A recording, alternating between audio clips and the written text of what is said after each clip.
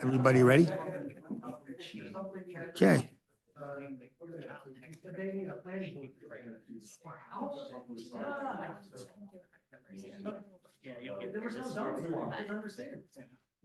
Good evening, everyone. Good evening, everyone. The Zoning Board of Adjustment for March 26, 2025 is now in session. Will everyone please stand for a salute to the flag? I pledge allegiance to the flag of the United States of America and to the republic for which it stands, one nation, under God, indivisible, with liberty and justice for all.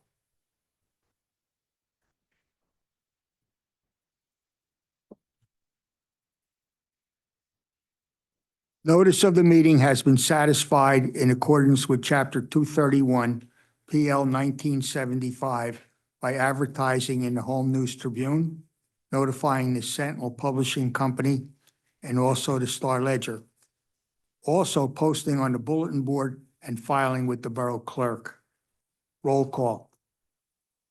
Mr. Green, Here. Mr. Kaczynski, Here. Mr. Esposito, Here. Mr. Emma, Here. Mr. Bella, Here. Mrs. Gottstein, Mr. Castle Grant, Here. Ms. Casandi. Under old business, we do not have any carryover applications at this time. So we'll start our first application, 2505, Michael, and I won't be able to pronounce your last name. You're going to have to help me with that. Perfectly okay. Of 76 William Street. Good evening, ladies and gentlemen. My name is Michael Balobnik, and, 1 second. Swear you in. yes, Raise your right hand. Yeah. You swear to tell the truth, nothing but the truth, so help you God. I do. My name is Michael Balobnik, and, I happen to own the property, the Old Bridge section of, Sayreville on William Street, 76 William Street. I purchased the property many years ago. I think it was 2008 or 2000. I believe it was 2008. Previously, I got the approval for single-family house on the property, but because of health condition, then we had the COVID-19, and I lost the approval based on time limitation because approvals valid only, I don't remember, either 1 or 2 years. So I haven't broke the ground within that period. Now I'm ready, and that's why I'm here. Okay, I do have a couple of questions I'd like to ask you. I have read over your previous application that you put in. You appeared before the zoning board in 2009, am I correct? Yes, I believe so. And you were denied the application and you went to the Superior Court in New Brunswick before Judge Hurley, Yes, 2010. correct, And it was brought back to the zoning board and you were approved. correct. Now, from 2012, when you were approved, until now, 2025, can you tell this board why you haven't been back or why you didn't start any construction on that premise at that time? Okay, let me, I don't want to say repeat, but let me make it straight. I had health condition at that time. After that, once I got, thank God, I got back, we got hit with COVID-19. So that practically paralyzed the whole world, not only the whole country. And now, thank God, we are over it. And that's why I decided to resurrect practically the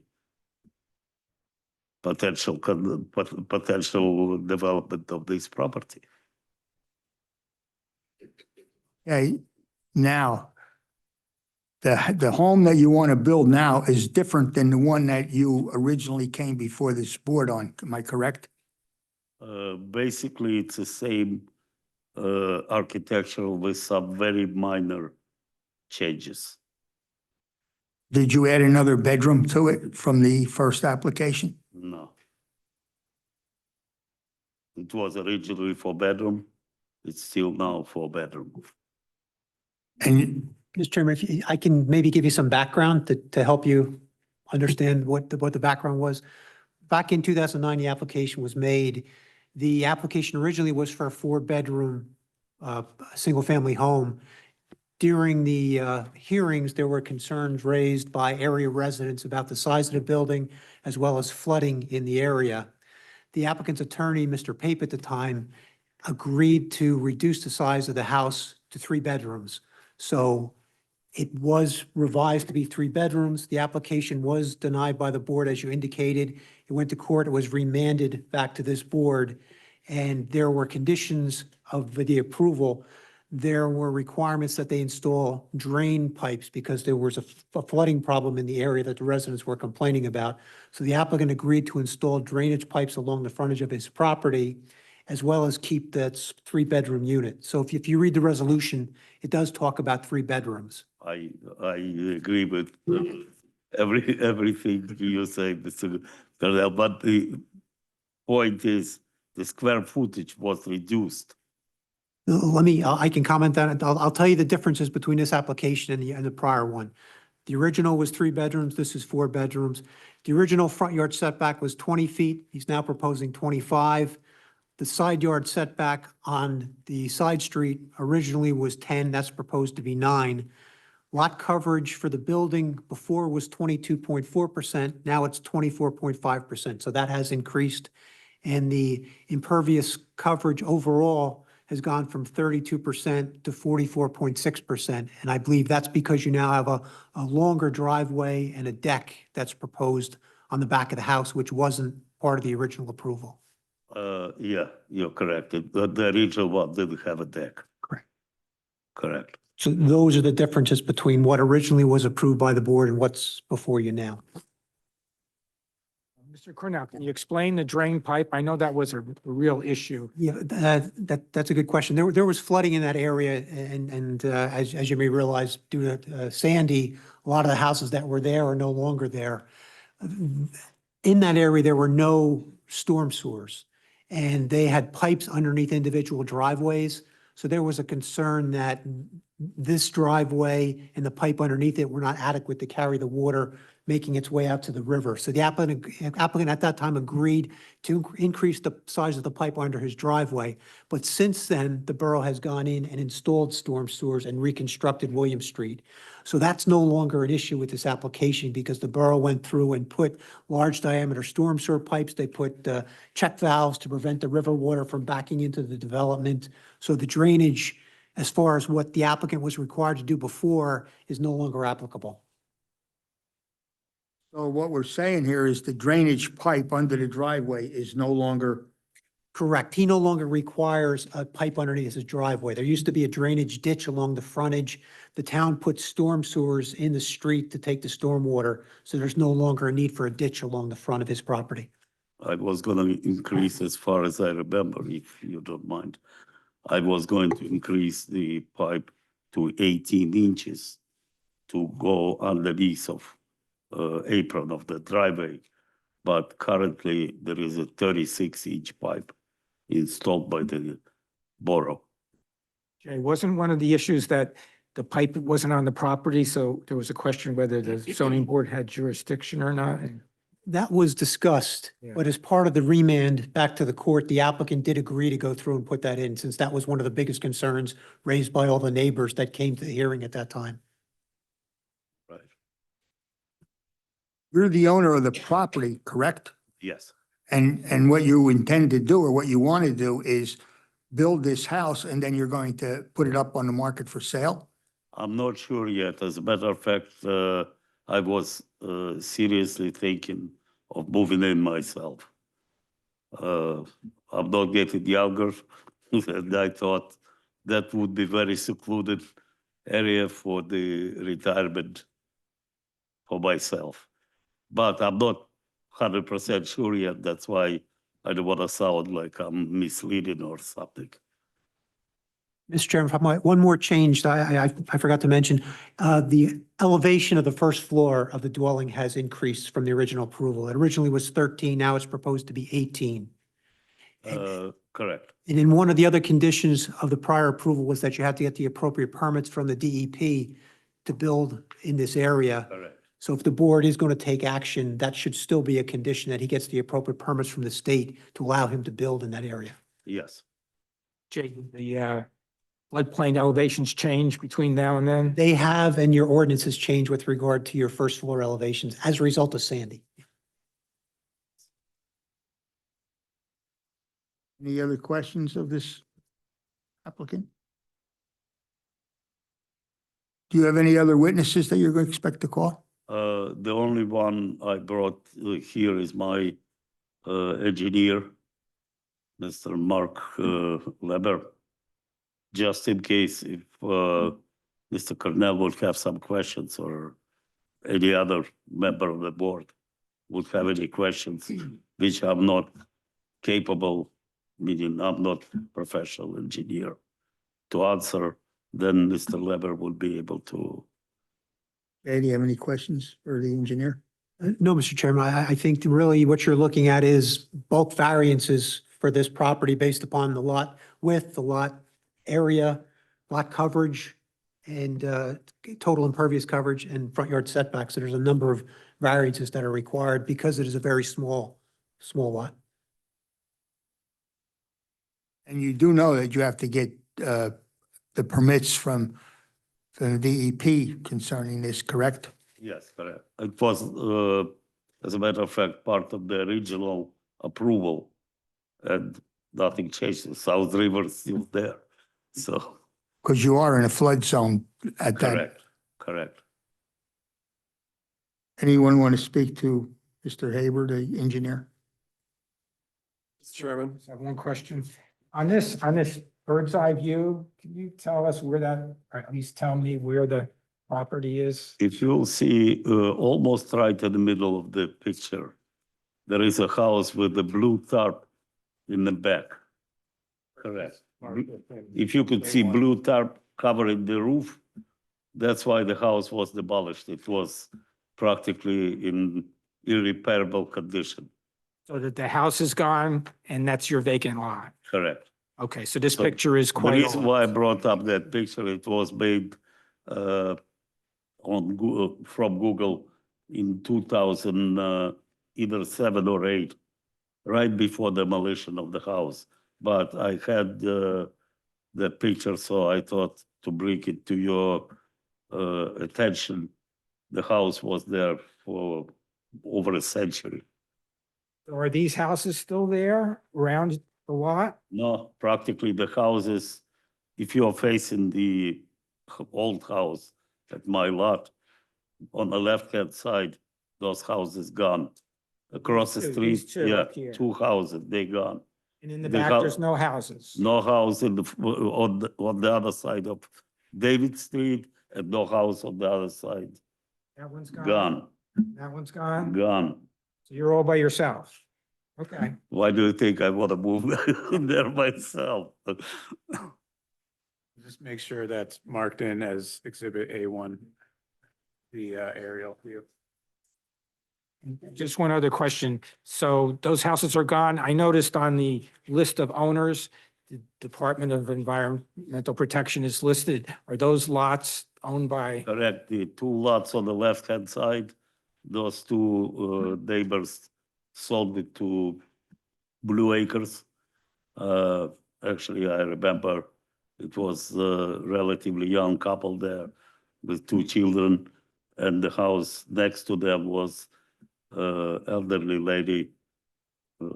I remember I helped her a couple of times with her yard help, but very nice.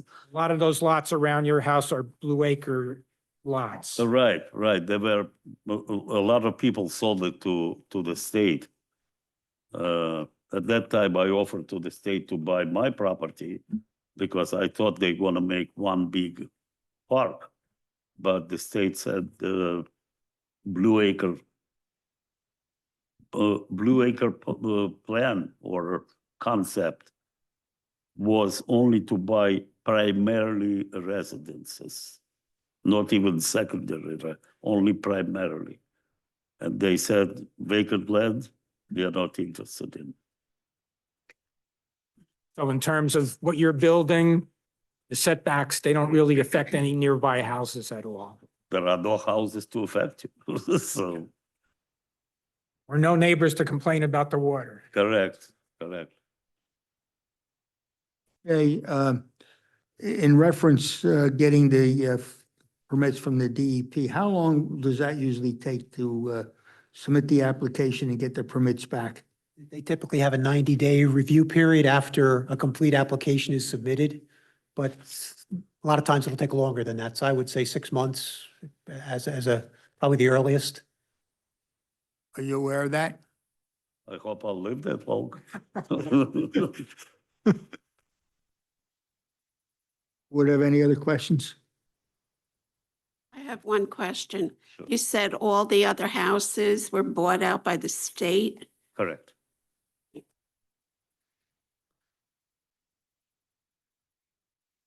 Okay, at this time, I'm going to open it to the public. See if our planner has any questions. I was going to ask a question about the setback from the front and the side.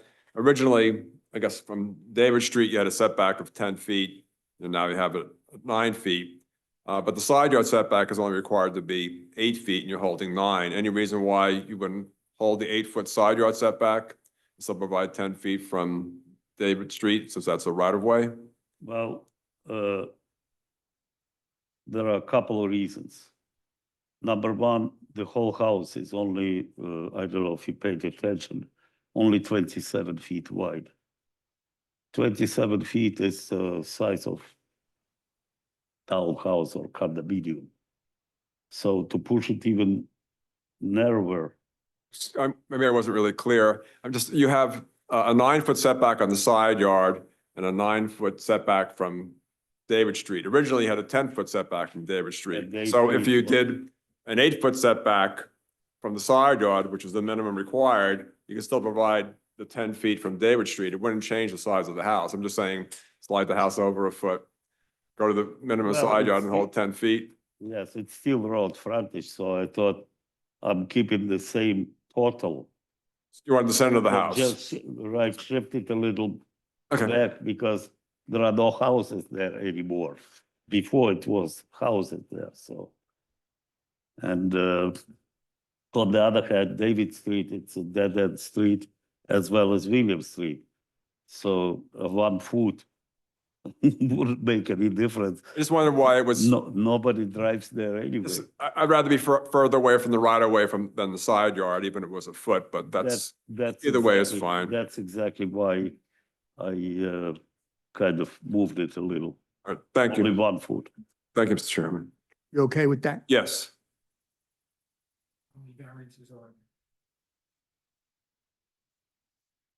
I think Jay had run through some of the variances, but the applicant has a lot size of 5,625 square feet, where 8,500 square feet is required. Minimum lot width of 80 feet, 45 feet is proposed. Actually, it exists. Front yard setback, 20 feet is required. Now it's going to be 9 feet from David's Road, where originally it was 10. Maximum building coverage, 20% minimum. On the last approval, it was 22.4, now it's 24.5. That's it.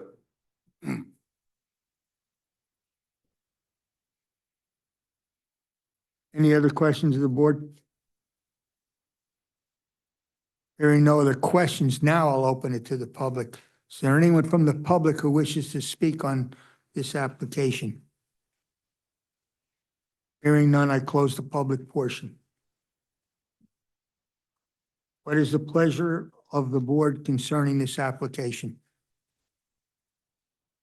Motion to approve. Second the motion. I have a motion to approve and a second.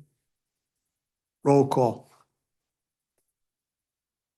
Mr. Green, Yes, Mr. Kaczynski. I'll vote yes, but last time I voted no, but that's because there was houses nearby. But now you're all by yourself, so it's okay. I didn't want to bring it up, but I remember that. Yeah, okay. Thank you. Mr. Esposito. Yes. Mr. Emma. Yes. Mr. Bella. Yes. Mrs. Gottstein. Yes. Mr. Castle Grant. Yes. Ms. Cassandra.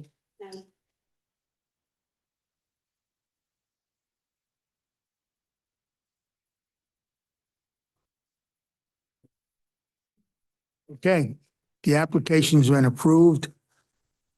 We will memorialize this at our next meeting next month. And that's it. We don't need you, Mark, in reference to the engineering part. Thank you very much, ladies and gentlemen. Have a good night. Okay.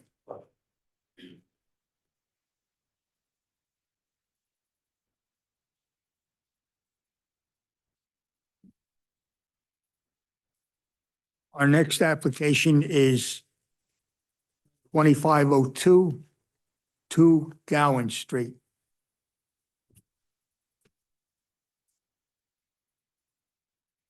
Mr. Chairman, members, nice to see everybody. Larry Cali on behalf of the applicant, CPDI IOS, Sayreville LP. We appreciate you having us here tonight. I haven't seen this board in a while. Years ago, we had the DaVita Dialysis Center at the town center, at the Saybrook Town Center. You folks were wonderful, and we had that application before you. We're happy to be here tonight on this one. Mr. Chairman, members, I don't think we're going to take up all that much of your time on direct testimony this evening. It's a very simple application we've got for you tonight, but I'll let you know what we are here for, the relief we seek, and the witnesses you'll hear from shortly, Mr. Chair and members. For the record, it's 2 Gowan Street. It's lot 7 in block 333.01. We're a B3 zone. We're about an acre and a half property, about 66,000 square feet and change. There's an existing commercial use on the property. It's auto sales and repair. First Transit has been there for a number of years. There's multiple structures on the property. There's accessory parking areas, storage areas. There's also a cell tower on the property. The board probably remembers that. About 7 years ago, that was before this board for the telecommunications tower and equipment on an unrelated application, but that is on this property, the cell tower. Nothing about that cell tower is part of this application. The application tonight relates to the principal use of the property, which had always historically been there, which is the auto sales and repair under new ownership now. The applicant before the board is the current owner of the property.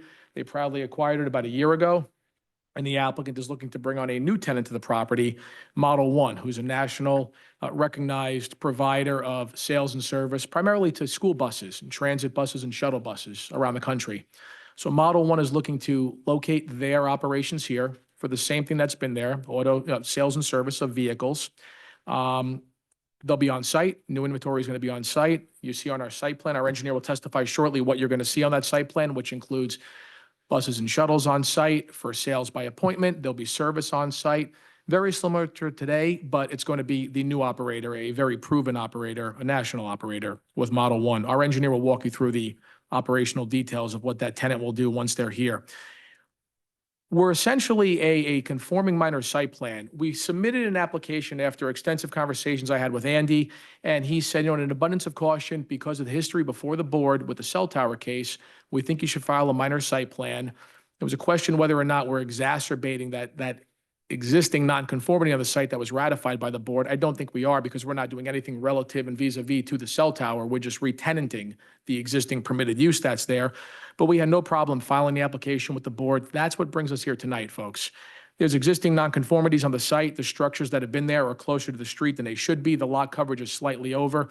None of that is being exacerbated, intensifying, or changing by way of this application. This is really just a re-tenancy with some striping, some aesthetic improvements around the property, functional improvements, and things that will be safety and efficient improvements as well for that restriping and circulation that Dynamic Engineering has endeavored to undertake with this site plan on the property, and a single sign for the tenant. You're not going to drive by here and say, oh, let me stop in, but they do want their branding out there. They're going to propose a sign. It's on the plans. It's a like-kind exchange for what's there now as far as size and area goes. Simply says Model One with their branding logo on it. Our engineer will speak to that as well. So not much brings us here tonight except for this re-tenancy, but along with it comes a cleanup of the site. We think it's getting safer and more efficient. And this happens to be a lower demand operator. Our engineer will testify as to the parking assessment and circulation assessment that was prepared following our TRC with the borough, where the engineer undertook a few reports in conjunction with plan revisions. There was a sanitary and water report that was prepared by Dynamic Engineering. There was also a circulation and parking assessment. Overall, it's a dramatic site improvement from what was there under prior ownership. This is thematic of what this applicant does with the properties they own. They own several in New Jersey. They're growing their presence with sites that have outdoor storage, industrial uses, commercial uses, and truck uses.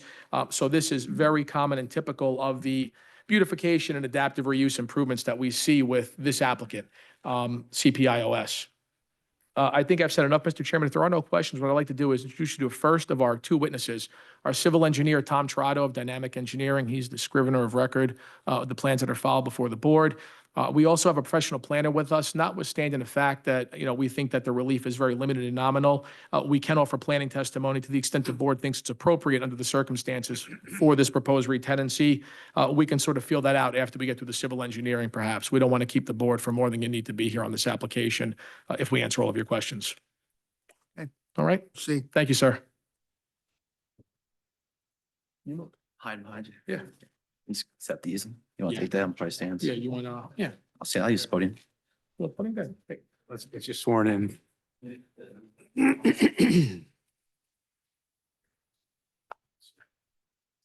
Over here. Right hand. and thank you for the camera. It's letting me see just how bald I really am. So I'm gonna go home feeling good tonight, everybody. I appreciate that. If that extra mic working, you can use that one.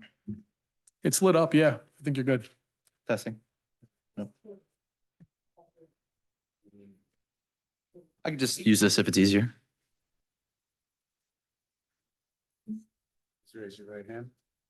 You swear to tell the truth, the whole truth, and nothing but the truth in regard to this application, so help you God. Yes, I do. You are sworn. Thank you. Tom, briefly for the benefit of the board, your background and credentials in the field of civil engineering, which is what we intend to qualify you as an applicant this evening. Absolutely. So I am a graduate of the University of Wisconsin-Madison in 2018. Since that point, I've worked for Dynamic Engineering Consultants for the last 7 or so years, where I've worked on a variety of projects, including industrial, residential, and commercial uses. I am currently licensed professional engineer within the state of New Jersey, and my license is in good standing. we accept your credentials. See. Thank you, sir. Thank you, Mr. Chairman. So, Tom, you heard my proffer to the board as to what brings us here this evening. It's limited site improvements. It's mostly superficial, I'll describe them as. If you wouldn't mind taking the board on a tour of the property as to existing conditions, and then we can dive into the proposed limited improvements. And anything that wasn't filed, Tom, I'm not sure if anything in your deck wasn't submitted, but if it wasn't, we'll identify it and mark it accordingly. I plan to just use 2 sheets from the submitted site plan, but if anything else needs to be presented, I'll mark that accordingly. Can you see this? Okay, that's good. Okay, great. So I'll start with existing conditions, then I'll move into what we are proposing with this application. As Mr. Cali stated, it's fairly minor in nature, mostly a retenancy. But I'll run through everything and answer any questions the board may have. So what you have in front of you is the aerial map exhibit. It's a sheet 2 of 4 of the previously submitted site plan set prepared by our office. It is dated January 17th, 2025, last revised March 7th, 2025. For reference, it's a scale of 1 inch equals 100 feet, and north is denoted to the top of the page. The property is located at 2 Goen Street within the borough of Sayreville, block 333.01, lot 2, or lot 7, excuse me. The lot area is roughly 1.5 acres in size, with industrial uses to the west, with the Garden State Parkway beyond, industrial and commercial uses to the south and east, and wooded area to the north of the site. The property is currently located within the B3 Highway Business Zone, and the existing uses include a truck maintenance repair facility, which is a permitted use within the zone, and the previously mentioned telecommunication tower, which is a non-permitted use. The site is currently accessed off of Goen Street with one 24.8 foot wide full movement driveway. The site currently has an existing 7,868 square foot 1-story building containing 5 service bays within. Several parking areas are located throughout the site. There's 11 rear employee spaces, 7 customer spaces in front of the lot, and 13 existing truck spaces in the rear. There's also an unstriped asphalt parking area to the west of the existing building, which functions as an employee parking lot under the existing use. There are 2 existing trash dumpsters located along the site frontage. And as previously mentioned, the existing cell tower to the east of the site with an associated 467 square foot maintenance building and a few associated sheds associated with the cell tower. There are a few existing non-bulk conformities associated with the site, as well as some existing design waivers, which include the minimum front yard setback, 50 feet is required where 20 feet currently exists, and the building and pavement coverage where 85% is permitted and 95.2% is currently exists. These, as well as a few other minor nonconformities, which are proposed to remain under the proposed application. If there are no questions on existing conditions, I'll move to the proposed.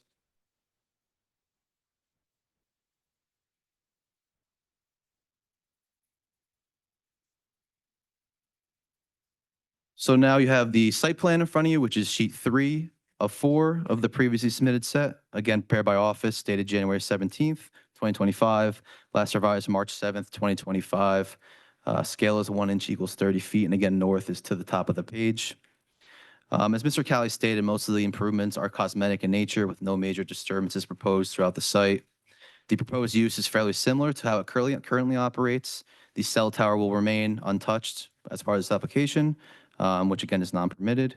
And the new use will be an automobile sales and repair facility, which is a permitted use within this zone. The existing 1-story building is proposed to remain with no changes made to the building's exterior, aside from an in-kind replacement of the existing sign on the site, which you could see in the top right corner, a detail of that sign. It's roughly 50 feet in size, and it does conform with all sign requirements outlined within the borough's ordinance. The parking area is proposed to be reconfigured to add tandem parking spaces to the rear of the site, as well as through the existing western parking lot to the left-hand side of the page. So that'll be the orange and the red spaces are the proposed tandem parking spaces. The existing asphalt pavement areas are proposed to be milled and overlaid where required by the borough. The trash enclosure, there's a trash enclosure proposed along the front of the site. That is where the existing 2 dumpsters currently sit under current conditions. We are proposing to put in a formal enclosure to screen the dumpsters, clean up the frontage of the site a little bit. And we are proposing some new landscaping along the frontage of the site to screen the parking area and the trash enclosure together. In total, we were proposing 22 plantings, including a mix of evergreen trees, evergreen shrubs, and deciduous shrubs. In terms of parking, based on the borough code, we are required 24 parking spaces for the site. That's based on the amount of office space within the building and the number of bays associated with the building. So again, 24 parking spaces required. We are proposing a total of 106 total parking spaces proposed throughout the site, 11 of which will be dedicated for employees, which are the green spaces in the rear of the building. 11 will be dedicated for customer parking spaces, which is the blue in front of the building, which includes the 1 existing ADA space. And 88 will be tandem truck spaces for vehicles that are being sold here as well as serviced. Regarding operations, the site will essentially function as a commercial small bus and van dealership, performing sales and maintenance operations. The hours of operation will run from 7 a.m. to 4:30 p.m. On a daily basis. The employees are anticipated to start around 4 when the site opens, and as business grows and they build their local clientele, it'll max out at around 12 employees total. I would note that a few of those employees do include their sales team, which is a handful of employees who work from home on a daily basis. So you would probably not have more than 10 employees here on an average workday once the operation is in full swing. Regarding the vehicles on site, it's a mix of small cutaway buses and ADA compliant vans. The vans range from 12 to 14 feet in length, which is their most common vehicle. And the small buses would not exceed a 26 passenger vehicle, which is the shorter bus. It's maxed out at about 26 feet in length, but most of their vehicles are smaller than that. They anticipate roughly 40 to 50 commercial vehicles on site at one time, but that number fluctuates with demand. When they get orders, they will bring vehicles to the site and kind of adjust their fleet accordingly. Regarding sales, clients are mostly commercial in nature, not individuals. We're not expecting the average resident to drive by and stop in to buy a bus. mostly businesses, schools, nursing homes, commercial clients who would need a bus or a few buses for their fleet or vans. Orders would typically be placed ahead of time, either by phone or online, and picked up when ready or delivered to the customer directly. So there's a good chance that customers may never even need to come to the site to place their order or pick up their vehicles. I know there's a comment regarding if advertising would be proposed here. Aside from the sign, we're not proposing any advertising. We're not going to have a van, parked out front trying to increase business. That's not the intent of this property. So no additional advertising outside of the sign, which is more so just for wayfinding purposes for the business. There was another comment in one of the letters asking about the duration of how long vehicles will be on site. Just as a typical dealership would, they're trying to move vehicles as quickly as possible. Typically, they're trying to move vehicles within 30 to 45 days of receiving them on the property, so they shouldn't be sitting here for months, a year at a time before they are sold or moved. On the service end, the operations would provide bus and van maintenance as needed, which would exclude body work, painting, or any tire work that's not intended to be done on site. They would average, once the business is in full swing and fully operational, around 6 to 8 vehicles a day for service. And turnaround time on those vehicles for service is between a few hours to a few days, depending on how extensive the work is required. I know there was a comment usually concerned about storing the dirty oil on site, which is a fair concern. All that will be stored internal to the building in drums per code and will be picked up by a private hauler on an as-need basis. So you would not ever see the oil drums exterior to the building. I would note, as Mr. Cali stated, the applicant has 28 other functional locations similar to this use throughout the country, including Atlanta, Jacksonville, Charlotte. So they're very well aware of what they need to operate a site, and they view this property as something that fits their needs very well and feel that they can functionally operate their business from this property without any issue. Moving to the traffic impact, I know a traffic report was previously submitted by Dynamic Traffic. We have reviewed that summary report, and to summarize, based on the ITE, Institute of Transportation Engineering, the anticipated trip generation from this type of use would be only 15 trips in the AM peak hour and 35 trips in the PM peak hour. It should be noted that the number of new trips projected falls well below the NJDOT acceptable threshold of significant trips, which is 100 trips per hour. As such, it's not anticipated that this change in use will have any perceived impact on the traffic operation of the adjacent roadways. The existing building was also occupied by an auto body repair facility, which we previously noted, which generated a fairly significant amount of traffic to the adjacent roadway network. This traffic report that was submitted to provide a conservative analysis assumed no trip generation credit was taken from that existing use. So essentially looked at the site as a vacant site and then projected our trips, the trips of the proposed development on top of that. I would note that the operations of that existing use was more similar to a bus depot than a simple repair facility, where employees would come to the site, park, and then take their bus out to drive their route during the day. These drivers worked in 2 shifts and totaled upwards of 30 drivers working at one time. So you can imagine all the drivers came to the site at one time, parked their cars, took their buses out for their routes. A pretty intensive traffic generator the previous use was compared to what we're proposing here, which should be a fairly significant reduction in traffic. I know there were some comments regarding some minor discrepancies with that report. Since the time that report was prepared, there was some minor changes to the operations of this site, some minor changes in hours of operation and total employee numbers.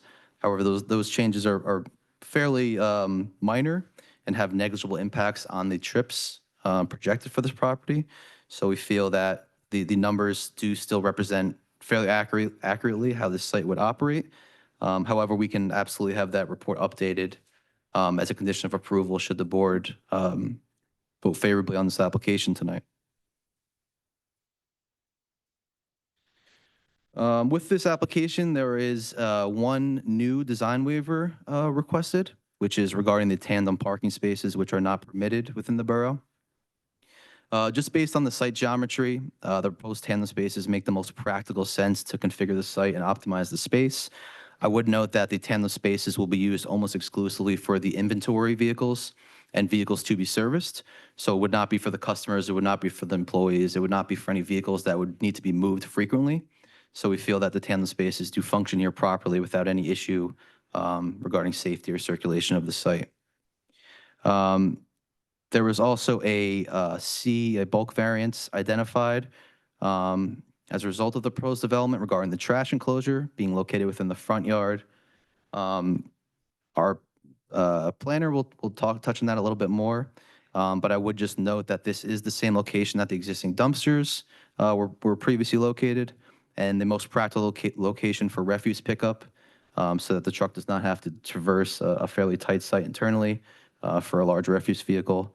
It'd just be, optimal for the truck to come in, pull in, pick up the trash, and be able to leave in a safe and efficient manner. I would also note that the enclosure will also be screened. Not only by the enclosure itself will screen the dumpsters, but we are proposing a fair amount of landscaping in that general area to block the view of that enclosure. And there was a second D2 variance identified for the increased intensity of the use. That more so relates to the cell tower, which again is not being touched. But again, I'll defer to the planner who will touch on that a little bit more to justify that variance. And with that, I'll conclude my direct testimony, but happy to answer any questions the board or professionals may have.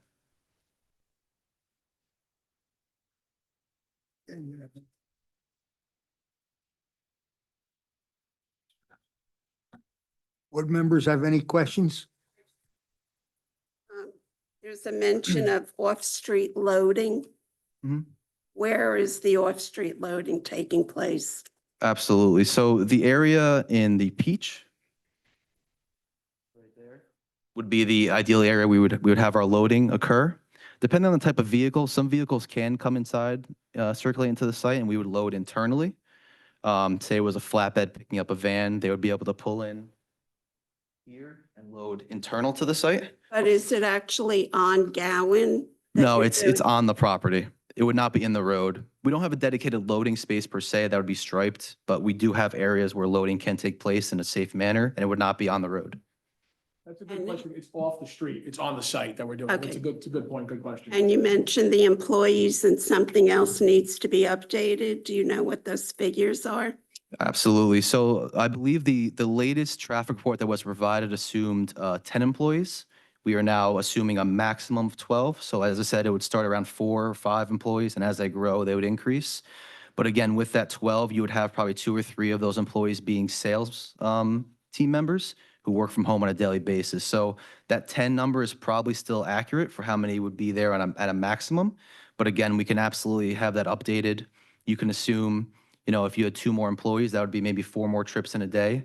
Nothing extremely significant to the traffic numbers, but we're more than happy to have that updated and have your professionals review it to ensure there's no significant impacts. So what you're saying, is to start, you're going to have 10 employees on staff at the facility, correct? Well, to start, it's assumed around 4, just because the volume of business would be lower until the local clientele is built up. So they assume they would only need 4 employees to start. As business started to ramp up, they would add maybe 2 or 3 at a time and max out at that 12 number. Max out at 12. Correct.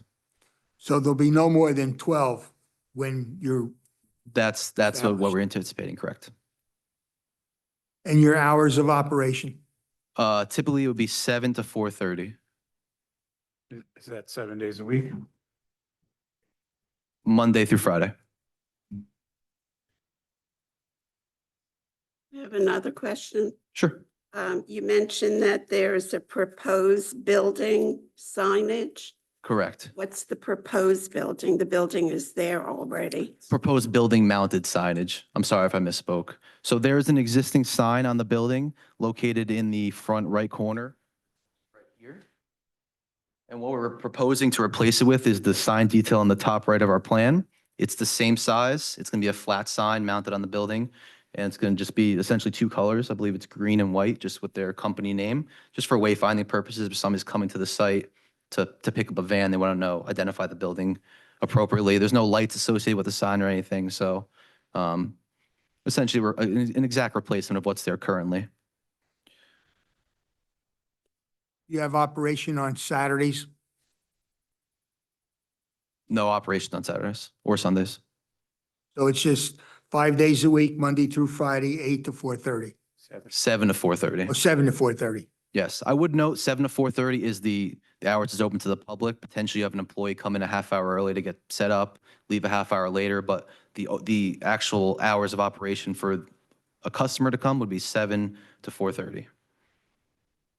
Now, you also mentioned about selling vehicles, and you're talking about vans, small buses, et cetera. Are there cars included on this sales also? No cars. No cars? No. Just small buses and vans?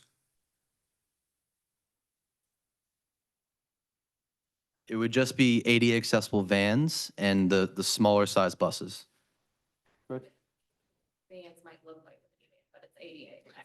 An ADA van is the one that's modified so that the ramp can come out of it. I don't know if you're familiar with it. They lower the interior of the van and then it's ADA accessible. It would not be any standard vehicles without any ADA modifications or a bus. And these vehicles are brand new or used?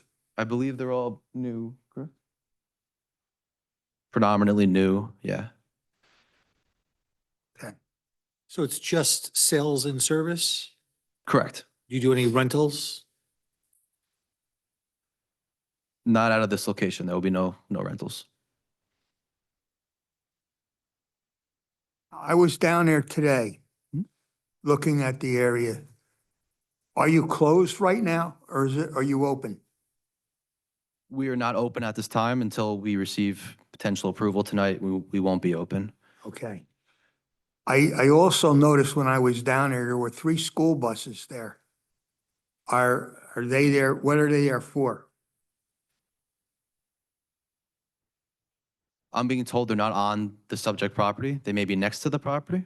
They're not on your property at all? You would have come and testify. Yeah, do you want to get any Mr. operation? Chairman, yeah, we'll get you the answer from the applicant Okay, representative. okay. Mr. Haas, we'll swear him in and then he can answer your questions. Mr. Okay. Chairman, Certainly. Finish Right. with me, or you wanna? Sorry, Well, we can answer that question quickly. It's a one simple targeted question. so Maybe we could do it now. Where are you in first? Sure. You swear to tell the truth, the whole truth, and nothing but the truth with regard to this application, so help you God. I do. Right, you're sworn. Yeah, so Keith, the, well, first, your name for the record, Keith. Sure, Spell your last name and then your affiliation with the applicant, please. sure, Keith Hans, Hontz. I'm with Dolphin Industrial. We're the operator for the applicant and we own and manage the property in question. All right, Keith, so you heard the chairman's inquiry upon his site inspection. He thought he identified on our property Mhm. a few buses there today, with the question being essentially, are we operational today with this application? The answer is we are not. Mr. Trotter Yeah. testified to that. Perhaps you could add some context and color as to the location of those buses. It Sure. sounds like they may not be on our property. Correct. So those buses are located, I can talk pretty loud. Those buses are located over here on the west side of the property. So where our property ends, there's actually a green fence on the western side.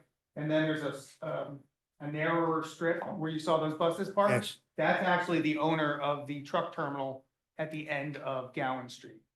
So that's. All right, another question I have for you. That Gowan Street is a private street. Correct. It has nothing to do with the borough. Do you have an agreement with them, with that street or with contractors for snow removal, et cetera, on that street? So right now, the street is being plowed and maintained by the borough. Is the way it's currently being operated. There is a maintenance sharing agreement between the 3 property owners. So it's our site at 2 Gallon, it's the truck terminal on the west, and then it's the Holt Equipment Rental operator. And all 3 of those owners have a shared expense agreement, for lack of a better term, that, if there's potholes or things like that, all the parties share in the maintenance of that. But historically, and we found this out when we were acquiring the property, the prior owner and the adjacent owners, if there's a pothole, they're calling the borough, and the borough's coming out and fixing the pothole as a.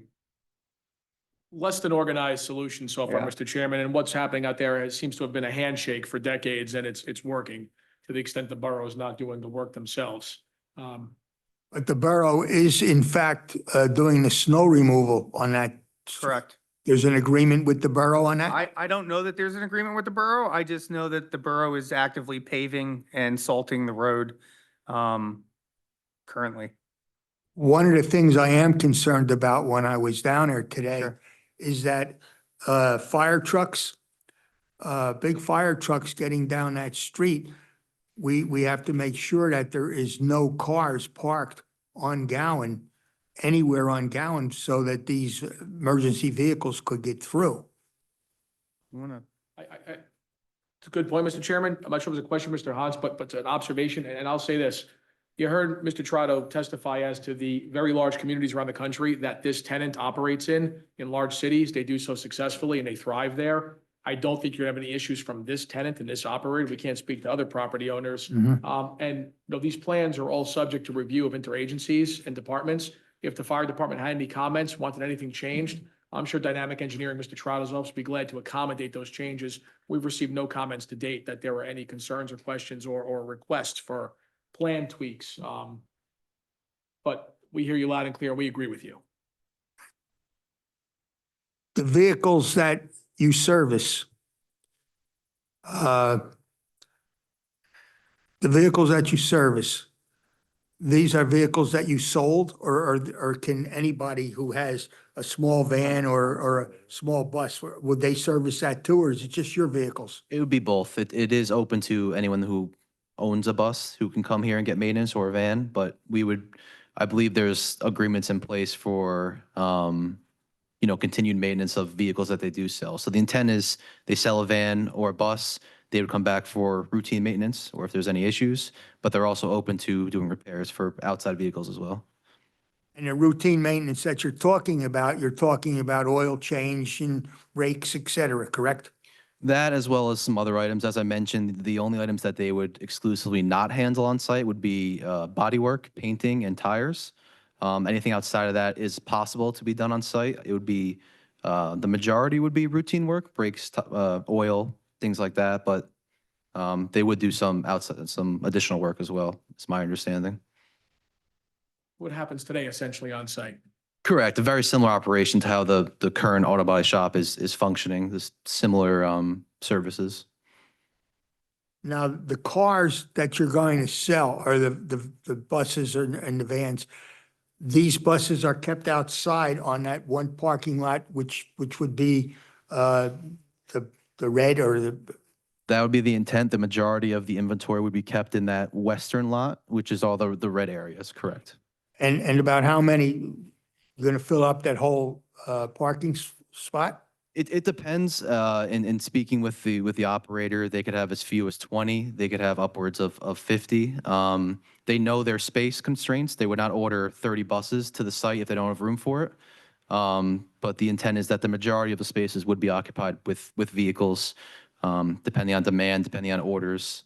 It kind of fluctuates with how the business is running. And those vehicles are kept outside in that fenced-in area, correct? Correct. On that left side. Correct. And if there's a lot of them there, Mr. Chairman, that means we're not selling them, so we're doing something wrong, so. Is there any security to protect those buses on site? There is an existing fence and gates, security lights. They may install security cameras, but nothing, no guards, no extra security. Just a typical what a dealership would have. How often do you get deliveries? Is it going to be throughout the day? Is it a couple times a week? I mean, Parts would be less frequent, a few times a week, but if, Amazon, UPS, maybe on a daily basis. But no larger deliveries, not as frequent. Deliveries of vehicles would be on per order, when they need them. It's not going to be routine deliveries.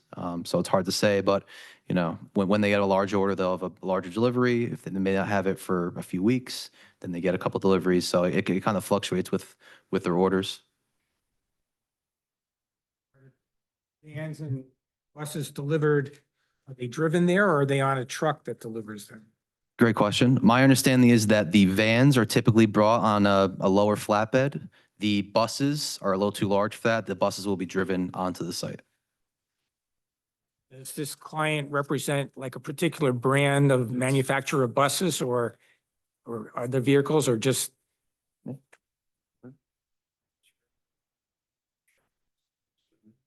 Forest River Bus. so that's the only brand they'll be selling pretty much? There are others, that seems to be the predominant. Okay, so you're manufacturer. going to sell others too? It could be, Okay, yeah. all right.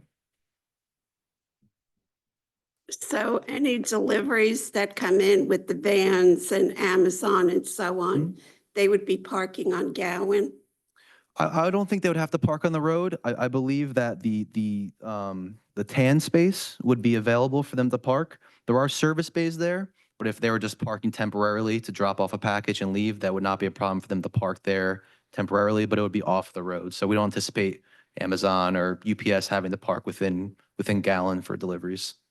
That's the reason I bring it up. When I was there, it is so busy with the tractor trailers. Sure. There was one in front of me, one coming behind me, and that's a very narrow road. Sure. And there's a lot of potholes.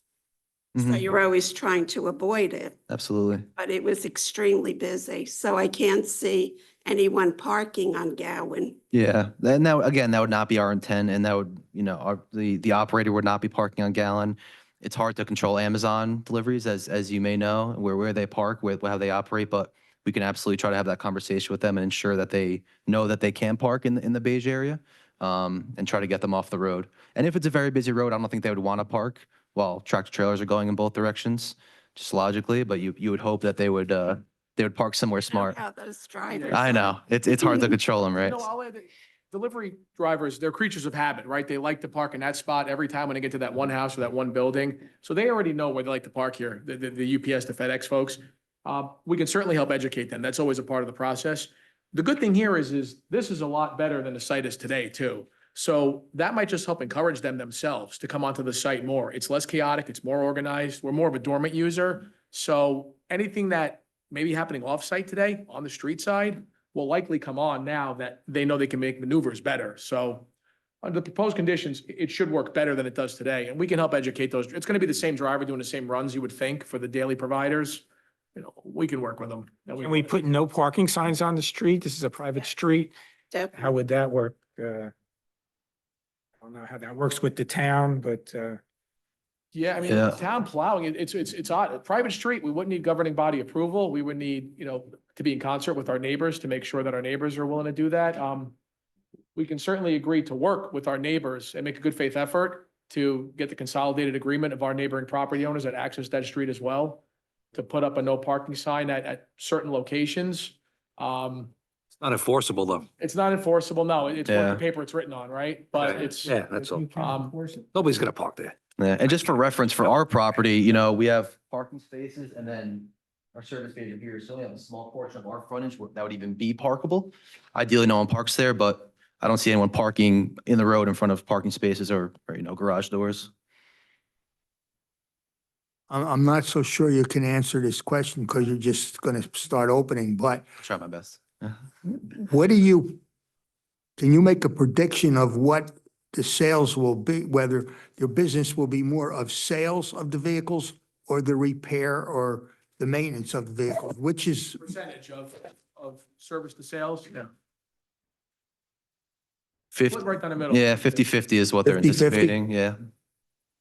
Can't go wrong with that. I must say that you don't do, I haven't seen much advertising on this type of a business there. There's no signs out on Raritan Street. There's no signs anywhere. And when you go down there, if you're not familiar with this, you don't even know that your business exists. Yeah, and then maybe that's the intent here. We want to be a quiet business, not a noisy neighbor. And I think they're gonna build their clientele internally. It's gonna be, again, commercial customers. Again, we're not advertising for the someone driving by to come in and buy a bus. So basically, it's word of mouth and previous customers that you've had. Yeah, and they have a sales team who's gonna reach out to, local schools, local businesses, local retirement homes, anyone who may need a bus or a van. I'm sure that's how they build most of their business, not by advertising on the building. And these are not the big buses. These are the smaller type buses, Correct. correct? The largest one is 26 feet. That's obviously not the full-size bus that a typical yellow school bus. 26 feet under is what they would have on site. And Mr. Chairman, on the, how much activity will or won't be on the site, recall, in my proffer, Mr. Trout's testimony, this is by appointment only. So we're not just taking passersby in off the street. Everything coming in is organized and efficient. It's all scheduled. Does anything you're doing affect how they can get to the cell tower for that maintenance? No, actually, it may be improved under existing conditions. So there are two gates that give access to the cell tower. Here, and then one would be internal to the site. Under existing conditions, there's actually a striped parking spot back here, kind of blocking that gate. And we're removing that just for open access. So it's actually improved from existing conditions, but they would still have full access, no restrictions for that. Rights remain what they are. Yeah, their lease Correct. rights are not changing. And they have the parking for the maintenance of the cell tower, et cetera, correct? It would be just as it is under existing conditions, correct? They would still have their ability to park and access and So they know when to come, when they do the maintenance. Has nothing to Correct. do with you, except it's on your property. absolutely correct. It's got a quick question, just from a business standpoint. Is this a niche market? Who's your competitor? Is it the local mechanic? I don't think so, right? Because they don't really work on school buses. Okay. We brought in some folks from Indianapolis. No, I don't want a giant answer, I swear. I just want to know who's your competitors. We'll introduce the operator Yeah, very he wants to- quickly. he We wants don't to mind. talk. Oh, okay, I'm sorry. I'm sorry, guys. I didn't mean that. Please. Come on up, Rob. We'll introduce you. We can just- Okay. Tell the truth, the whole truth, and nothing but the truth, this application, so help you God. I do. All right, you're under oath. Robert Arndt, Regional Operations Manager for Model 1 Commercial Vehicles. To answer your question, sir, it is kind of a niche market. We predominantly sell to transit agencies like New Jersey Transit, New York Transit, school districts, things like that. So it's people that are in the industry we cater to. They kind of know who the players are, and we're one of the largest ones. So they kind of reach out to us. Our sales teams are dedicated to that. The people that typically look for our product do sales visits. A lot of our business is awarded via state, federal, local contracts. A lot of our businesses won by answering RFPs for specific vehicle purchases, similar to like how the township probably like advertises out for like emergency vehicles, things like that. They put the RFIs out, they put the RFPs out. Similar type of business model for us. We have a dedicated bids team that looks for those type of opportunities within the areas that we operate and reply to the RFIs, reply to the RFPs. Hopefully we win most of them, and then that's how we generate the sales. Got it. Thank you.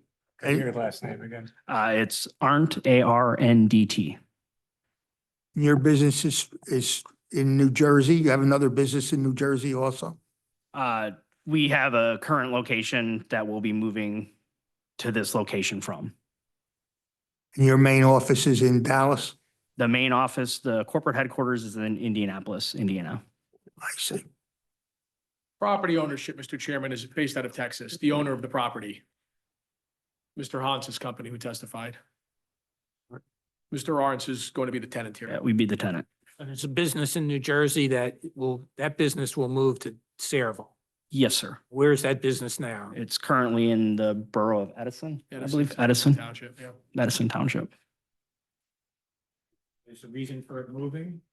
It's an interim location. It's not a permanent. It was a Band-Aid while we were waiting to go through zoning here. The applicant, ownership and tenant had been ambitious. They wanted to get on the property, and then this is going to head off the request I would presumptuously make of the board. They were hoping to get on the property, and then we were flagged for zoning, so we were at an impasse for several weeks. As you know, this process isn't terribly fast, although you folks got us to the board very quick, and we're grateful for that. It's just an interim location until they can get to the permanent one. Hopefully, it's here in the borough. Which is a good dovetail to the request of if this board were to vote favorably, what the applicant's request would be is that they can start applying for permits and maybe even start occupying the property. They're not going to start servicing vehicles or selling them now, but they want to start getting and mobilizing on the property sooner rather than later. There's a sensitivity with the school buses being a part of it.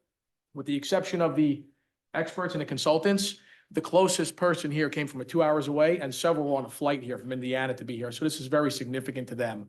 So, and they were at the tech meeting as well, our TCC meeting we had as well. So if we get to a point of a board deliberation and vote, the request of the applicant will be that the tenant can start applying to the building department.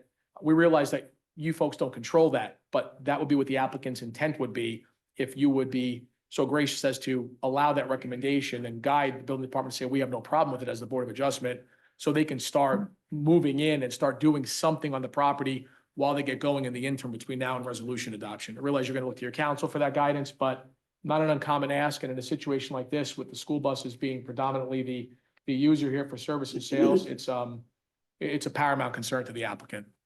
So we'd ask that you consider that, please. When's your lease up, Eds? We're month to month currently. I have another question. This ordinance for mandatory parking requirements says 24 spaces. In the detail, the breakdown, I come up with 23. Did we do bad math, potentially?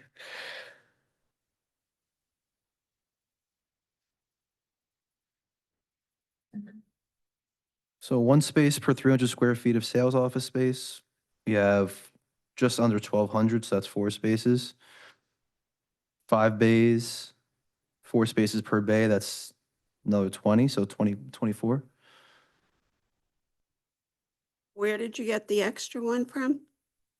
So the bays, there's 5 bays total, and there's 4 spaces required for each bay. Okay, that's So 20. that's your 20.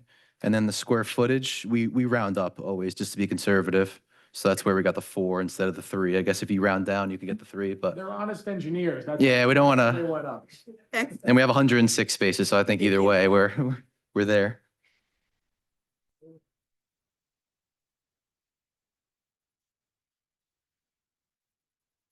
I had a quick question. Yeah. I'm looking at Google Street View, the fencing. After hours, the fencing doesn't close the road that goes into your back lot. That's gonna be open? So there are 2 gates on the property. One closes off that western lot with the red spaces, and then there is a gate that closes off the front of the lot. Essentially here. Okay. So I believe the intent would be for both of those to be closed off hours for security purposes. Yeah.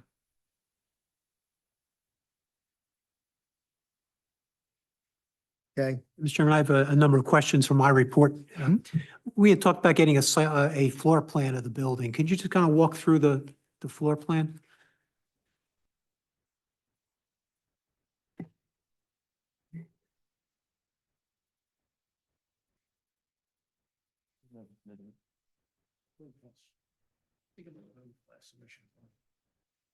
Okay, so Let's mark it just in case. we're double checking if this was previously submitted, but I will mark it regardless.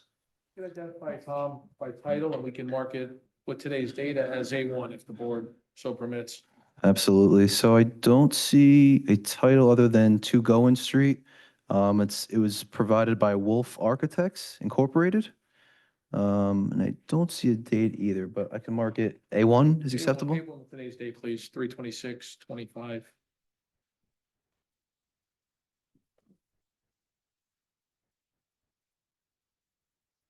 So essentially what you have in front of you is essentially a survey of the building. No changes to any walls, rooms are proposed. It's just the uses of each room is a little change from what's there currently. So starting from the left end of the site, that's the main shop space.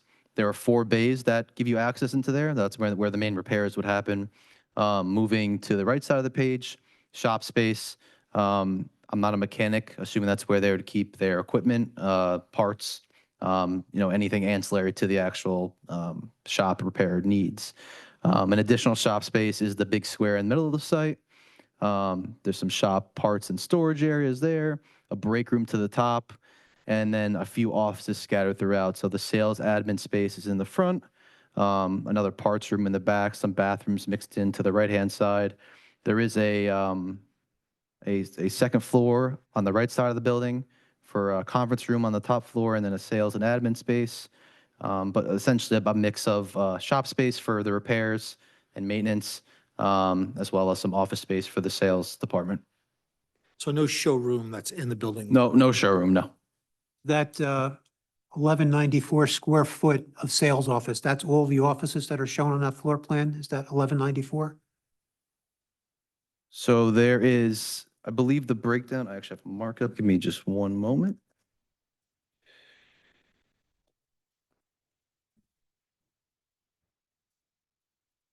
So there are 5 rooms that we considered office space. It would be the sales and admin space here. It would be the service and parts office here. And then it would be the sales admin space in the conference room. So these 5 spaces together equate to that 1,200-ish square foot. And that's where we're getting our parking demand from. Thank you. And then the information provided talked about parts, storage and sales. Is there a retail parts area? Or how does the parts sales work? Do you want to, you got sworn in already, so I don't want to misspeak. So there's no direct sales to any customer out of this facility at all. The parts sales will be sold through the shop operation. So any retail shop operations, the parts being sold there will be sold to those customers.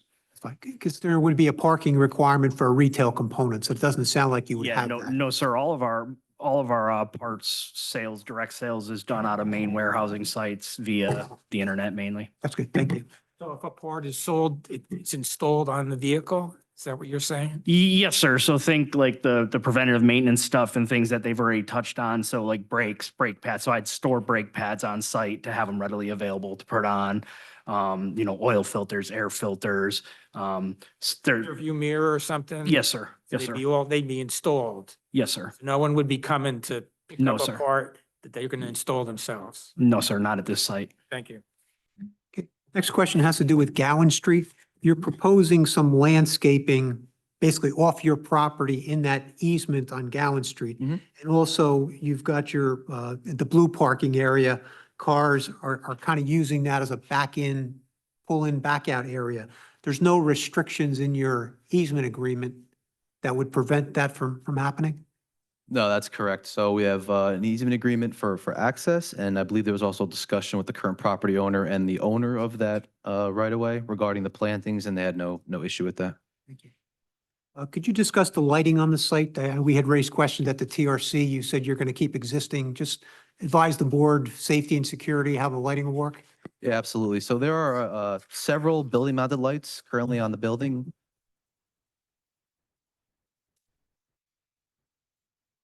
It's like 7 lights in total on the building, which currently operate efficiently. There are no area lights currently on site, but there is a utility pole right in front of the lot with the red spaces with 2 lights mounted on it, assuming PSE&G lights or whatever utility company operates, that illuminates that portion of the lot. So no proposed light improvements are proposed here.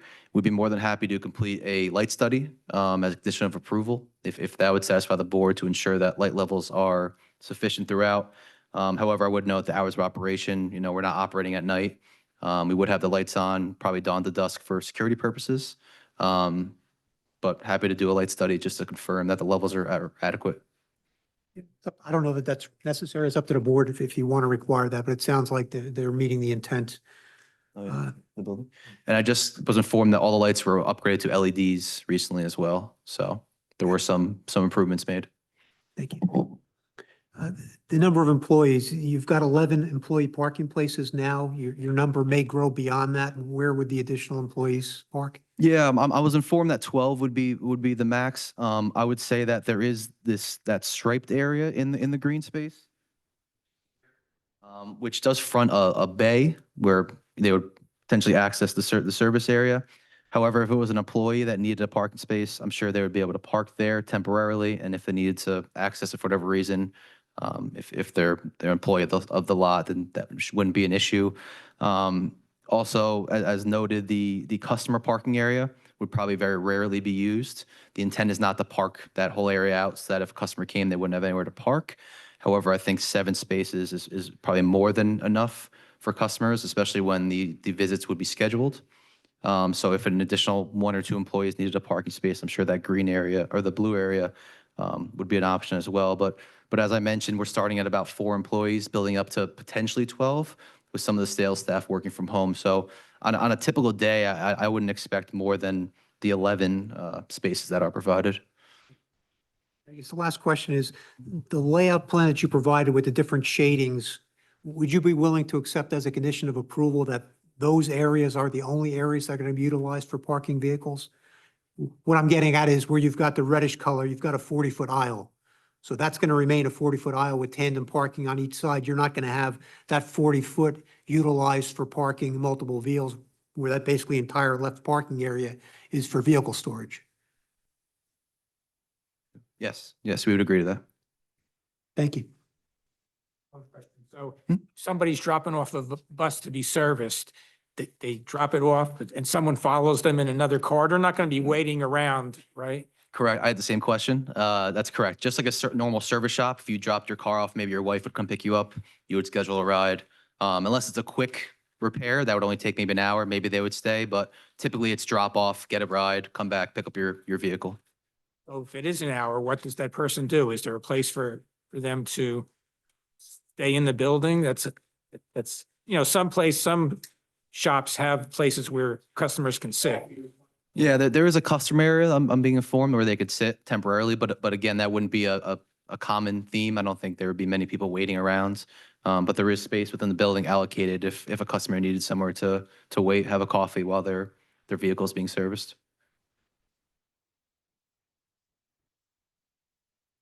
And this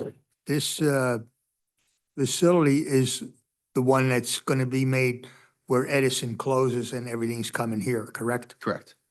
So Edison will be null and void after this gets established. Correct. Edison was never the plan. It was just a temporary holding location until the approval is hopefully granted for this location. And this is the ideal location for them. They always wanted to come to Sayreville, Mr. Chairman. Folks, we didn't get here fast enough. We had to wait in line. Yeah, I'm sorry, Mr. Chairman. Have you made your Middlesex County Planning Board application yet? Not yet. I'm aware that we do need to submit to their office. We believe it'll be a letter of essentially no interest from them because we're not impacting their roads or stormwater, but we will make that submission. That's not a problem. Mr. Fowler, do you have any questions? I just wanted to confirm, I was reading at some point, so I wasn't always hearing everything that you had said. I apologize. But I know that you are just selling vans and small buses, no automobiles at all. Is the service just all small buses and vans, no automobiles also? Correct. And you had talked about the oil storage, which I had in my report. I also mentioned tires, and you said no tires, no painting, no water body works. There'll be no tires coming off and changed on site. Correct. My understanding is that the disposal of tires is fairly expensive, so they don't want to embark in that endeavor. They're going to outsource that work to another shop. So that would not be the intent to do any tire work on site. Thank you. The turning templates that you have on the last page of your plan sheet, you don't show any movements going into that area all the way to the west, the pink area. So how would a larger vehicle, if it was trailering in a van or a bus, how can they get in and out of there? Because that doesn't show in the template. So the intent would be that they would not circulate into that area. The intent would be for them to, if they did drop off a vehicle, say, that they would pull into this middle area, drop it off, and then that car would be driven into there directly. We'd be happy to run that to confirm if that would be a possibility. I'm sure we can get it to work, even if they had to potentially pull in and back into that area, which seems to have enough space for that to work. But the intent would be that a larger vehicle would not circulate into that, left parking lot. Thank you. And I'm assuming based on the way the operation is being explained that there'll be no vehicles that'll be stored on site and cannibalized for parts, that all the parts will come from. Correct. That would not be the intent, not a salvage yard. And then along with Jay's comments, in the resolution will be a condition you've already agreed to, there'll be no parking in any of those aisle spaces within your parking areas. Mm-hmm. But also, you did agree, that you would submit the plan to the Bureau of Fire Prevention, and that hopefully they will mark out, no parking, fire lane throughout the whole site, so it makes it very clear, even for people who are coming there, that they're not Mhm. supposed to be parking there. And for enforcement, we have the resolution. Hopefully, we have the no parking fire lanes marked also. Absolutely. The handicap parking spaces or space that you show in the front on the south side of the building, how would a handicapped individual, I guess, maneuver to get in, where, I'm not sure where the doors are and if they're accessible, or not, but how would a handicapped individual get into the building as an employee, or a customer? Yeah, so there's actually a door directly in front of that space. Here's where a door. I apologize for the door locations not being provided. However, there is the main door, which would lead to, I believe the sales office would be right there. So if a customer came that did need that accessibility, they would be able to enter the building directly adjacent to that So space. if they get out of the space in the discharge area, there'd be room, to move in front of their vehicle to get into the. Correct. Thank you.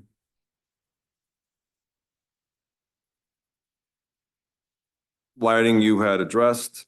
And on the signage, there's two sections that address, signage and the ordinance.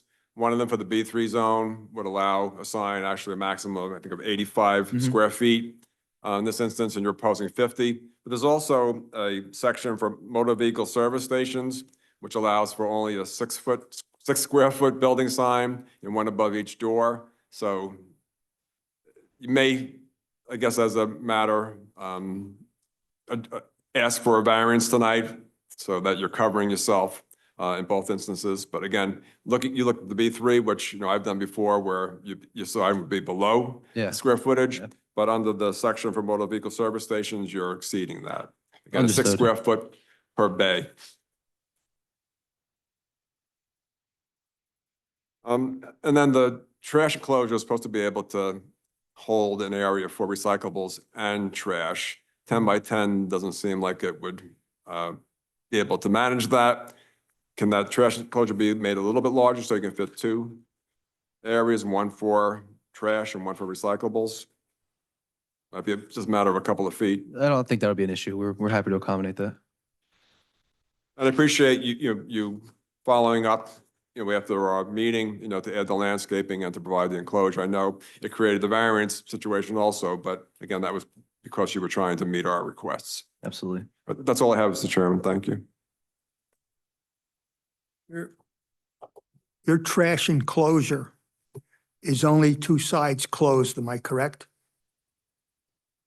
Two sides closed. It would be fully enclosed, so it's a chain link fence enclosure, 3 sides, and then the front would be a gate for That's it. access.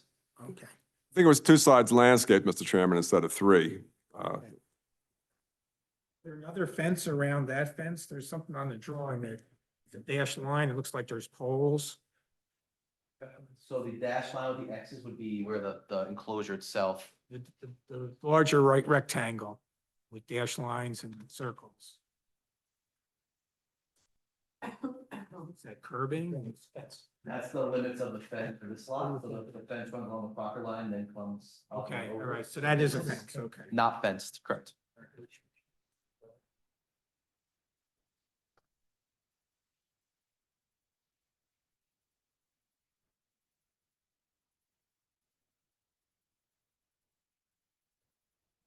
Board have any other questions?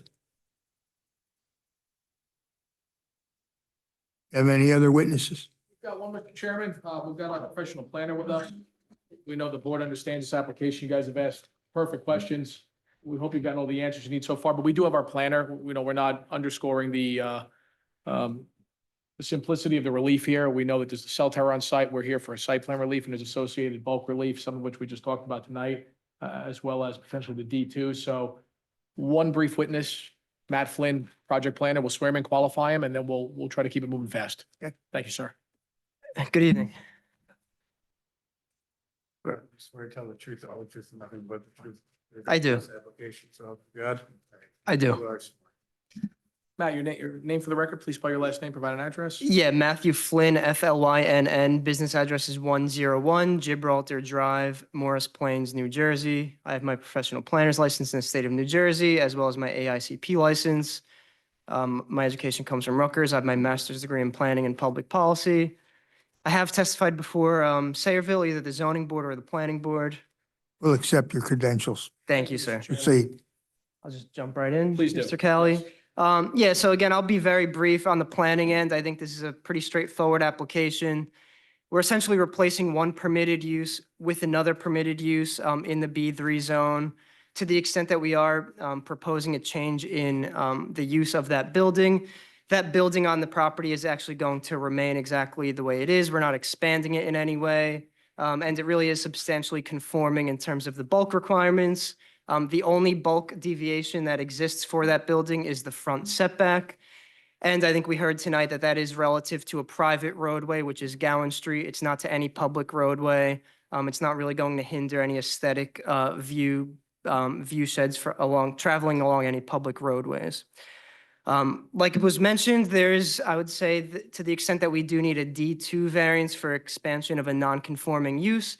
Again, we're not here proposing a newly proposed non-permitted use. That variance only relates to the telecommunications tower that exists and was approved on the property. We're not changing it. So again, even though that does result in a D variance because we're changing the rest of the site, I would say that is actually probably, I think the board would agree, that's probably the most inconsequential element of this application is that tower that is going to remain exactly as is. So again, we are in the B3 zone. We heard the list of relief. Like I said, the D2 expansion of a non-conforming use. It's not for the proposed use, it's for that existing tower. The design waiver for the tandem spaces. It's typical of auto sales where we have that for the inventory spaces. The trash enclosure in the front yard, again, it's pretty much an existing location. We're not changing that. Like Mr. Cali mentioned, there is an established, I would say, circulation pattern that people are used to using on this site, and we are keeping that exactly as is. In terms of the signage, like the board professional noted, in terms of the motor vehicle service station signage square feet area, we would technically be looking at a variance, but we do comply with the signage square feet that's permitted in the B3 zone. Existing non-conforming conditions, again, that front setback where we have 20 feet to the existing building, we need 50 feet, and then impervious coverage. Again, both of those conditions are exactly to remain as is. So just real quick, just to go through the statutory criteria for all of that relief, the D2 expansion of a non-conforming use variance. Again, the essence of the test is not to redetermine whether that use belongs here in the first place. The essence really is site betterment. We need to look at everything that we're doing to improve the property. And in order to look at that, I think we can look to the municipal land use law, the purposes of zoning set forth therein. Purpose A, promotion of the general welfare. Again, it's a permitted use to effectuate the purpose of the B3 zone. This is a tenant that caters to school, state, local, federal agencies, really that keeps things running smoothly in terms of benefits to a community. Purpose G, variety of uses in appropriate locations. Again, this is a permitted use in the zone. And I think this does have good compatibility with everything else in the immediate area, namely along Gowan Street. Purpose I, desirable visual environment. Again, from a mass and scale standpoint, we are keeping that building exactly the same. We're not enlarging it, getting any closer to our neighbors or anything like that. And I think this does constitute better organization of that parking arrangement on the site. Purpose M is efficient use of land, again, retaining what's there and really improving upon it and making it function better. The flip side to that is the negative criteria, and just real quick, the zone conformance, we comply with lot area, lot depth, lot width, rear setback, side setback, and building coverage. So again, this is a substantially compliant application when we look at what's permitted in the zone. We heard that this does constitute a reduction in traffic from the previous use. This is something that is going to be by appointment only, so it is going to be well managed. It's an experienced tenant that's been doing this for a long time. And of course, we are remote from any residential properties. Again, a permitted use compatible with everything that's around us. So really, in conclusion, I would say all of that relief we're seeking is justified. This is an appropriate use of the space, really not a substantial departure from zoning or what we already had here as of right. And I would say approval is warranted for all those reasons. If there's anything else from Mr. Kelly, that's pretty No, much sir. Thank what I you. have. Mr. Chairman, I make Mr. Flynn available to any questions you and your consultants may have. Any questions of the planner? Okay, no questions. Thank you. Make sure to open it for the public. Going to open this to the public. Is there anyone from the public who wishes to speak in reference to this application? Anyone from the public? Hearing no one, I close the public portion.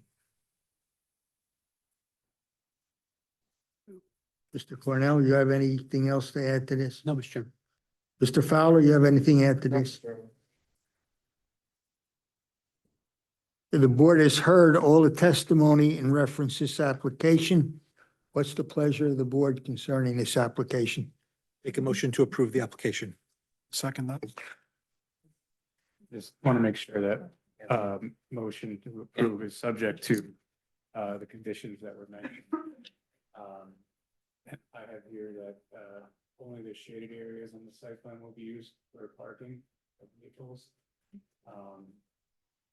And have maximum of 12 employees.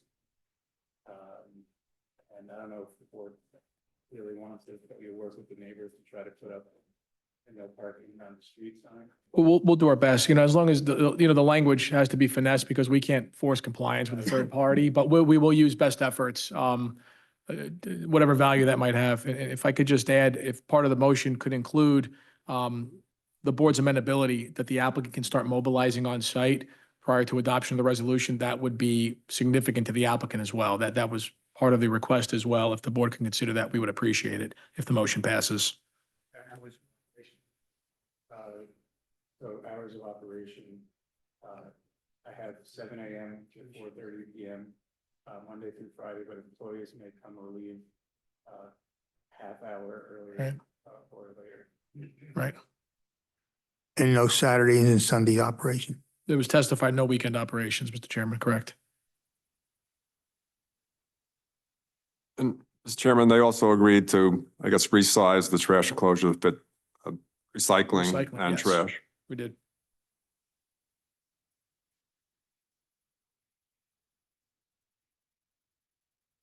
I have a motion and a second to approve this application with the restrictions and the things that we agreed upon. Roll call. Mr. Green? Yes. Mr. Kaczynski? Yes. Mr. Esposito? Yes. Mr. Emma? Yes. Mr. Bella? Yes. Mrs. Gottstein? Mr. Castle Grant? Yes. Ms. Cassandra? Thank you very much, folks. We appreciate your time this evening and the board's consideration. Thank you. Thank you. Take care.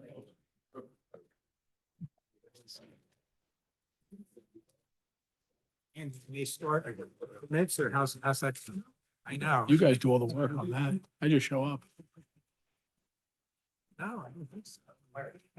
And we didn't pass the resolution, so. That was part of. Yeah, Larry, I went to someone Getting there. No, they can apply for permit. Yeah.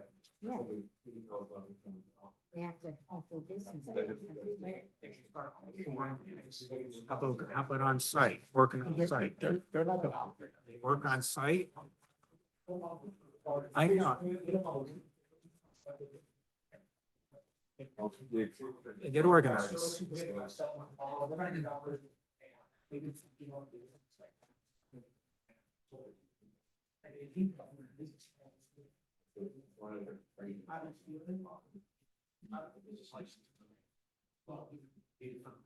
Correct. Yeah. Okay. That's the one I heard. You have a problem with the site plan. I don't site right here. And I could just stay there and other things aren't taken care of. They'd be grateful. They flew in just to see me. I just want to make sure that this is a condition or not a condition. Right, yeah. So I have to talk to the board for that. Yeah, no. So we're not talking later.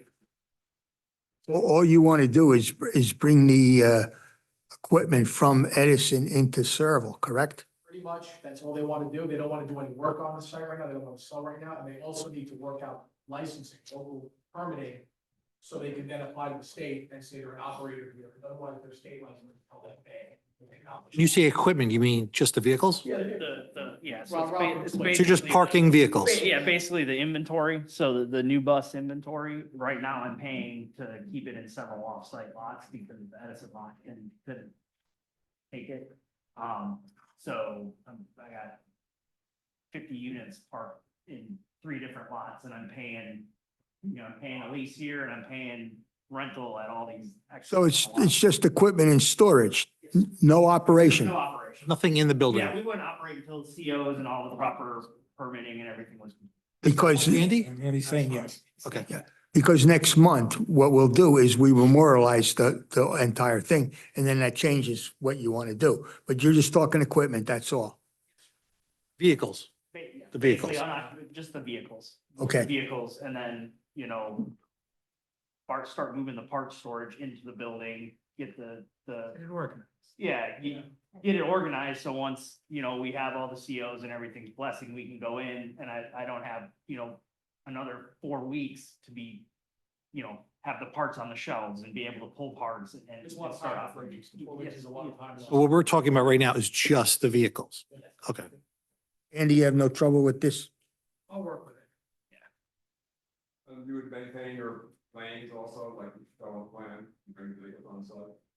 Yeah, and we'll have to, we'll move them accordingly as the property owner needs to be able to complete striping and things like that. So, to meet all the requirements. Okay, just. Do we need to amend the motion that we made for this or? All right. Okay. I think the best you folks do is say to Andy, you have no problem with it, and then. He's the boss on that. Right, He's right. the boss on that. Thank you. Well, you- Appreciate it. Have a good night, everybody.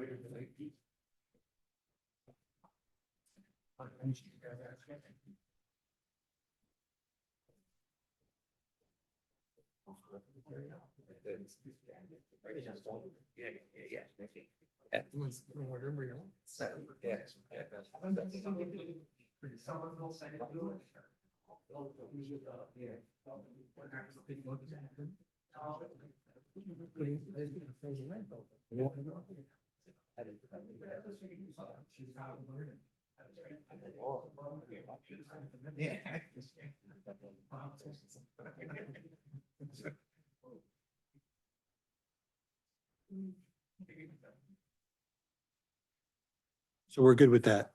Just Yeah. vehicles? Yeah, Because when we say equipment, I don't want them to move anything into the building until they get approval, until they get the occupancy. just vehicles. Okay. I'll check it every once in a while.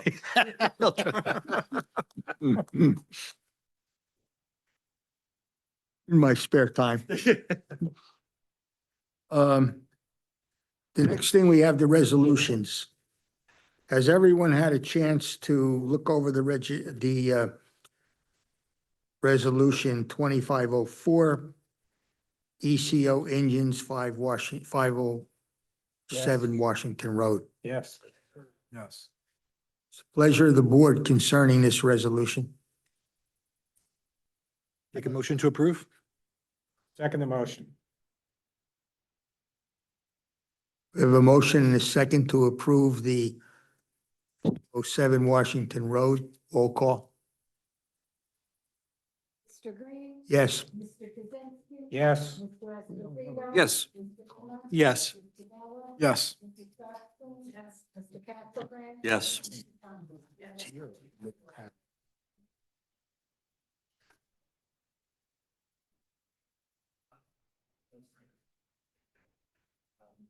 Did I send the resolution for Clyde?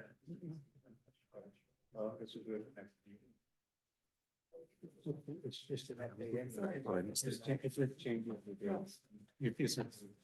We'll let it go. Okay, the Clyde Auto Engineering, recycling. We'll, memorialize that at our next meeting. Has everyone had the opportunity to look over the regular minutes meeting of February 26th? Yes. Yes. Need a motion to approve those minutes. Motion to approve. Second. I have a motion and a second to approve the minutes of the meeting.